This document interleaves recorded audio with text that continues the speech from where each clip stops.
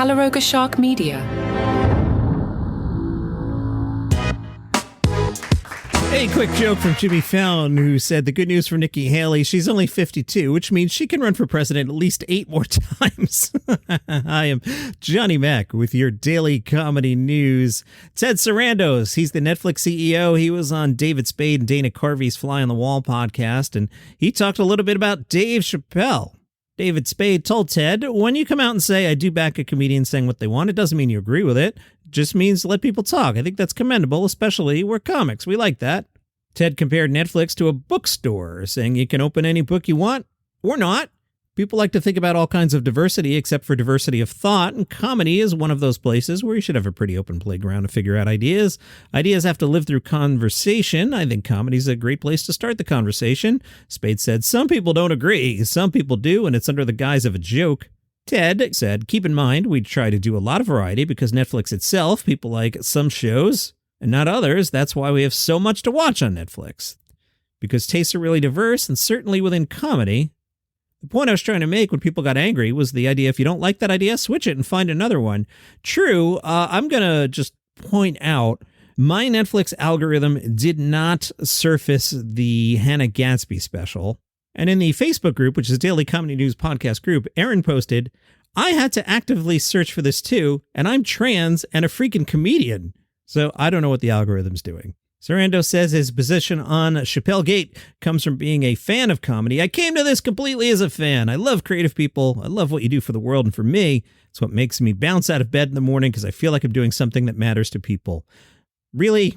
Alarm goes off at 7:15. You're like, oh, man, I got to bring people some comedy special. You just hop out of bed.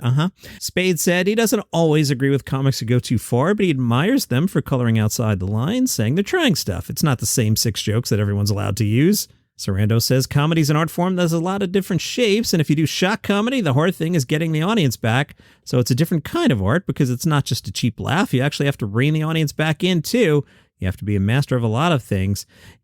Sarandos revealed that he got Chappelle to sign the Netflix deal on the same night Dave hosted SNL a few days after Trump won the presidency. He said, we'd been talking to him for well over a year, and he said, at that show, my contract is signed and sitting on the seat. So he just signed it, set it on the seat, and went out and hosted the show. The Wall Street Journal has a really good profile of Kevin Hart. 2 parts here. The second part about his entrepreneurship. But the first part, he commented on Katt Williams. You may recall Katt Williams had some comments about basically everybody in comedy. The Journal threw out the word feud, and Kevin said, it's just entertainment. If that's what he feels himself off, God bless him. Good for him. Hart added, I hope he gets all that he needs and he wants, and I'm cheering him from afar. The profile is what a former coworker of mine used to say is the Wall Street Journal waxed Kevin Hart's car, if you know what I mean. And they write, it's 8:30 a.m. Kevin's home in L.A. He had gotten up at 5 for a workout 3 hours after his plane landed from a performance in Connecticut the night before. He hugs his 3-year-old. Next up, a 10:30 meeting with Heartbeat employees about the company's 2024 agenda. Jerry Seinfeld is quoted saying Kevin's ability to maneuver in other fields is an anomaly. Quoting Jerry, most comedians cannot function outside of comedy. If someone said the word ideation to me, I would just walk out of the room. Kevin said, I do know what I've done for the craft of comedy. By that, I mean I've changed the business of stand-up comedy. Whether you're a fan or not, you have to respect what I've done, point blank, because you don't do it by accident and you don't stay here by accident. That is true. The article is pretty interesting from a comedy standpoint, talking about the genesis of the latest special. Last October, the president of Live Nation got a text from Kevin. Kevin said, I got a new 30 minutes. That chunk of material started with drop-in performances at small clubs, including the Comedy Cellar in New York. Then in Providence, Kevin performed for an audience of about 3,000 people. A staffer who's a videographer filmed the set. And as the Wall Street Journal tells us, as the comedian breezed through seemingly polished jokes in Providence, he was also stress testing them when big laughs erupted. He sometimes gazed to his left and grinned. Hidden off stage, watching from the wings, were 2 members of his team who were in Hart's Creative Brain Trust. Kevin said that little piece of eye contact from the stage is how they know, let's jot that bullet point down. Very interesting there. John Mulaney's ex-wife, Anna Marie Tendler, has a book coming out. It's called Men Have Called Her Crazy. On her Instagram, she said, I've been writing this book for 2 years. More accurately, though, I've been writing it for close to 4 decades. I've never been more proud of any work. It's a story about mental health, about being a woman, about family, and finally, about the endless source of my heartbreak and rage, men. One of those men one assumes is John Mulaney. So this could get pretty interesting. The book will be out in August. Jerrod Carmichael is going to star in a comedy docuseries for HBO. It's called Jerrod Carmichael Reality Show. In the trailer, he's talking to a man in a black ski mask, which I thought was weird. I honestly didn't make it all the way through the trailer. I just got bored and didn't care.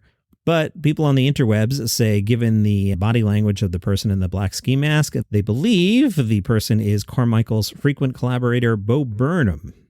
Bert Kreischer announced a whole bunch of dates for the 2024 Fully Loaded Tour. Not all these comedians I'm about to name are on every show, but featured on the website. Bert Kreischer, of course, David Spade, Mark Norman, Tony Hinchcliffe, Whitney Cummings, Stavros Halkias, Dave Attell, Ralph Barbosa, Big J. Okerson, Dan Soder, Matt McCusker. That's a really good list of comedians. You know, if you're not going to get them all, but any combination of those, that's a really good show. Bassem Youssef and Maz Jobrani have been added to the inaugural Abu Dhabi Comedy Week in May. Other people performing at that comedy week, the not-so-canceled Aziz Ansari, Tom Segura, Andrew Santino, Bobby Lee, and, boy, this is shocking, super controversial comedian Joe Coy. You may recall Joe Coy recently made this horrible, terrible joke about Taylor Swift. Whew. The big difference between the Golden Globes and the NFL, on the Golden Globes, we have fewer camera shots of Taylor Swift. I swear. All right, a couple notes from putting together the show today. I am seeing a story involving a comedian who I frequently mention on this podcast. It involves the comedian, Hollywood executives, and favors. You know, the Harvey Weinstein kind of favors. I don't want to go there. I haven't seen it from anything reputable, and people are saying perhaps the person telling the story made it up. Just want to let you know, I see it, and if it's real, I will actually talk about it. As I was prepping as well, I saw a slug with a comedian. I don't want to throw this comedian under the bus because I like the person, but comedian name. The story was, it had the person's name, so it said, Joe Smith, famous comedian coming to wherever. And I was like, you're a good guy, whatever, but famous comedian? I don't know about that. If I told you the name, you wouldn't know the name. But at one point at SiriusXM, we gave this person a pilot, and it was pretty good. But then the next day, my coworkers and I got like so many inbound, like, oh my God, that was the most amazing thing. You got to sign this up.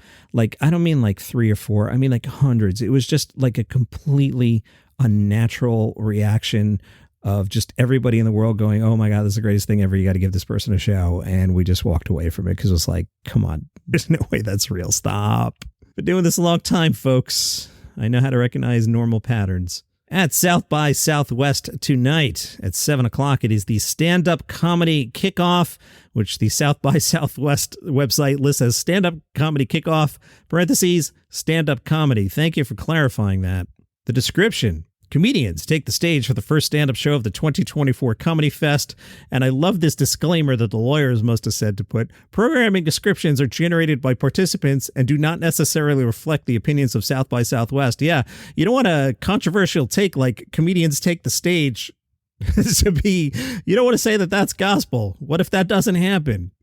What if it's not a stage? What if they're not comedians? We could get in a lot of legal trouble here. Anyway, I better protect myself. According to the internet, some of the performers who could theoretically show up include Doug Benson, Napoleon Emile, John Radinsky. Remember, he was on SNL for like 5 seconds. He was a Montreal new face that I really liked a lot. But yeah, he was in like 3 sketches on SNL. Yamanika Saunders and Rich Voss. At 7:15, it's the Variety Power of Comedy. You know, this is another wax job, another car being wax job. This year's honorees are Sam B., Robbie Pra, that's the guy from Netflix comedy. He's getting the Comedy Champion Award. Nick Kroll and Andrew Reynolds getting the Comedy Duo Award. Sam B., I forgot to mention, is the Comedy Innovator. Yeah. John Leguizamo is the Comedy Actor. Yeah. Hannah Einbender, Comedy Actress Award. Okay, fine. Pamela Adlon, Comedy Director Award. Lily Singh, Comedy Crossover Award. Jabuki Young White is Comedy Connoisseur Award. And Kazzy David is your Breakthrough Artist. Again, programming descriptions are generated by participants, don't necessarily reflect the opinions of South by. Stop. I'm excited about this one. 8 o'clock, the unfinished Orson Welles Roast of Hollywood. Type comedy event. Thank you, website. This website's a lot of fun. The programming description, again, generated by participants and does not necessarily reflect the opinions of South by. Cinema legend Orson Welles disinvites his celebrity friends' past and enemies' future for a survey of the state of film, screen, and motion pictures as he looks at this year's Oscar luminaries and considers the general pantheon celebrity of South by, whatever it is you mean by that, parentheses, with James Adomian and friends. Your cast includes James Adomian and Matt Besser. That sounds like tons of fun. 9 o'clock, good sets, parentheses, stand-up comedy. You have here a nice picture of a crowd that looks like it was generated by AI, laughing at the comedians. The description, which it doesn't necessarily represent the opinions of South by, is who doesn't like good sets? See what they did there? Some of the strongest emerging and established comics at the fest take the stage for an unmissable lineup. Chris Fleming, Stuart Goldsmith, Louisa O'Mealan, Dulce Sloan, and Nick Thune. That's an interesting mix. 10 o'clock, Real Funny, creating comedy from the director's chair, parentheses, comedy event. Frank Oz, Judd Apatow, Robert Smigel, and Lucia Aniello come together to swap stories and insights about the craft of directing comedy. Okay, that's a fun night out at South by. Joe McHale says that he dislocated Chevy Chase's shoulder while filming Community. He was on Michael Rosenbaum's Inside of You podcast. By the way, Michael Rosenbaum, my former intern, I'm going back to like 1993. And Mike the intern kept telling us he was going to go to Hollywood and be a star. And we were like, shut up and make copies. We weren't like, shut up. He was a good guy. I like Mike a lot. Anyway, a couple of years later, I'm watching Smallville, and there he is. He's Lex Luthor. So Mike the intern, he was right. Thank you for getting me coffee. Anyway, Michael has a podcast called Inside of You, the guest Joel McHale. And he says that he and Chevy fist fought multiple times while filming Community. It was pushing and shoving. Yeah, it was advanced horseplay. It wasn't fun. It would get a little contentious. I got in trouble one time because I injured him. I dislocated his shoulder. According to Joel, they were filming a boxing scene when Chevy encouraged him to hit harder. As Joel tells the story, he wanted me to punch him as hard as I could. I punched him in the hand with the left, and then he went down. Speaking of fighting of sorts, Jermaine Fowler is going to co-write, executive produce, and star in untitled single-camera comedy. He's got a script commitment for Fox. The description of untitled single-camera comedy is, after a self-inflicted fall from grace, a former jiu-jitsu champion, played by Jermaine Fowler, his only shot at redemption is to check his ego at the door and start from scratch at a low-rent strip mall dojo. Fowler started training in jiu-jitsu during COVID. He said, when the pandemic hit, I had nothing to do. I was bored. I always wanted to try martial arts. It's a beautiful sport. It's gruesome, but it's so beautiful. He was a white belt. He won 1 fight out of 4. That's your comedy news for today. If you like the program, tell a friend about it. They might enjoy it too. Tomorrow I'm going to do an Oscar preview, a lot of talk about Jimmy Kimmel, some funny Joe Coy material, at least I made myself laugh, and then Sunday will be a normal episode. I just want to do the Oscar preview on Saturday to give it a half a chance with 2 days of SEO as opposed to like 10 hours. See you tomorrow.